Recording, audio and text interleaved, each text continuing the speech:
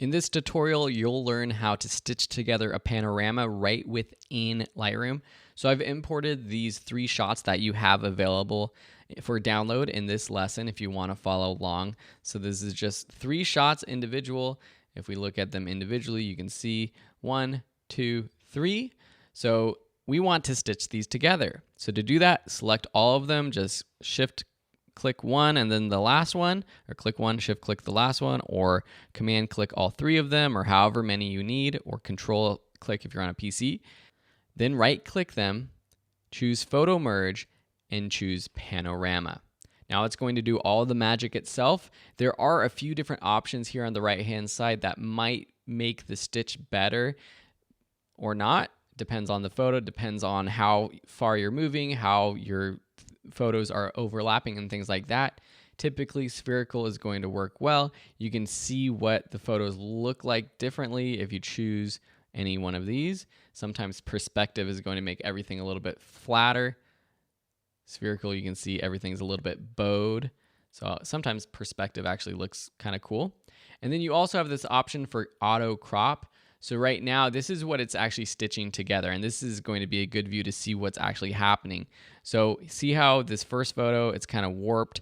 It's kind of like bowed on the left side, and this right one is bowed on the right side. But the center photo, it's not really actually bowed that much. If we auto crop it, it's going to crop into the biggest possible panorama without getting any white border or anything outside of the edge.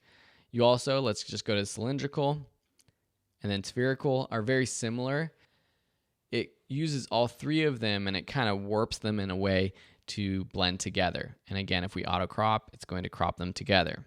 You have another option here for boundary warp. So this is basically showing how it can warp the edges or the boundary, and it kind of warps the actual images to try to include more or less in, and by adjusting this, it can make some of the warping more or less apparent.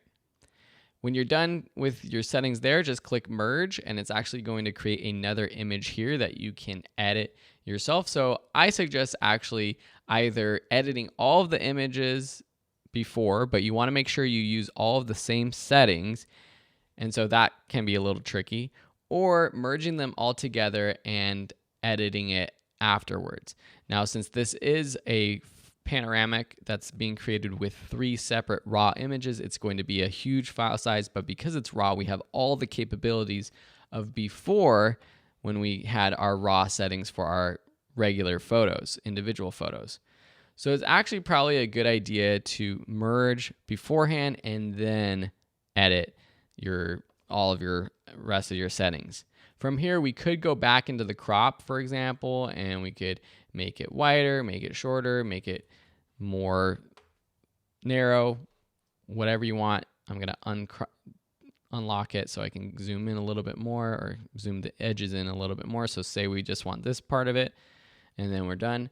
You can do all of your basic cropping after the fact as well.